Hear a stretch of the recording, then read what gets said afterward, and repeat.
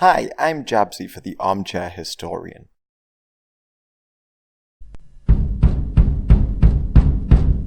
Italy in the middle of the 19th century was divided into a number of states, like the Papal States, Sardinia, Piedmont, and the two Sicilies. But the Austrians directly controlled the northeast, and the central states were under their influence. However, reform was not forthcoming, and liberals and nationalists began to unite and rise up. For instance, Giuseppe Mazzini founded Young Italy to push for unification of the peninsula. Then, in early 1848, rebellions broke out in Sicily, and Austrian-controlled Venice and Milan. The Austrians retreated to the Quadrilateral, a fortified zone around 4 towns, but domestic turmoil in Austria prevented many reinforcements being sent to the region. Nevertheless, the Austrian general von Raditz planned on retaking Milan. Meanwhile, the Kingdom of Piedmont-Sardinia was ruled by Charles Albert, and he initially put down liberal uprisings, supported reactionaries in Spain and Portugal, and targeted members of Young Italy. But when Ferdinand II of the two Sicilies was forced to introduce a constitution, he followed suit to ease tensions. Plus, he shifted his allegiance to the liberal King of France, Louis Philippe, after he fell out with Austria over a trade dispute. Plus, the leader of the Milanese provisional government, Casati, asked Charles Albert to aid their rebellion. But Mazzini soon arrived in Milan, and like many, he was hesitant about direct annexation, dividing the rebels' cause. So Charles Albert adopted the nationalist tricolour and received thousands of troops from across the Italian states. The united troops entered Milan on March 25th and continued on to Goito, where they defeated the Austrians on May 30th.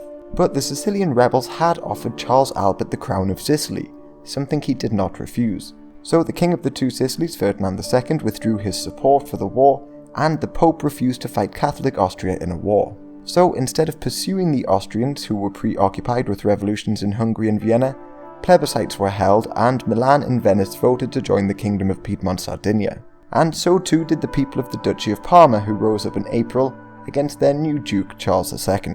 But the lack of campaigning allowed the Austrians to regroup and take Vicenza in early June, cutting Venice off from the rest of the states. Then von Raditz met Charles Albert in battle at Custoza in late July. Although the Piedmontese forces did not suffer a crushing defeat, morale was shook and they signed a truce. Milan was quickly occupied again by the Austrians, but the Venetians held out, and the city was besieged and bombarded for months. While in Rome, the Pope's decision to not fight the Austrians angered many, and in November 1848 the Minister of Justice was assassinated. This was followed by protests which forced Pius IX to flee the city, and the rebels held elections and proclaimed Rome a republic in February 1849. While to the north the Austrians had all but retook Lombardy, but when they seized Mortara near the border of Piedmont, Charles Albert denounced the truce and attacked the Austrians again. But he was crushed at the Battle of Novara in March, and fearing Austrian occupation of Piedmont, he abdicated in favour of his son, Victor Emmanuel, and peace was made. But the rebels in Venice, Sicily and Rome held out, and Mazzini and Giuseppe Garibaldi had come to Rome where their reforms were popular but caused mass inflation.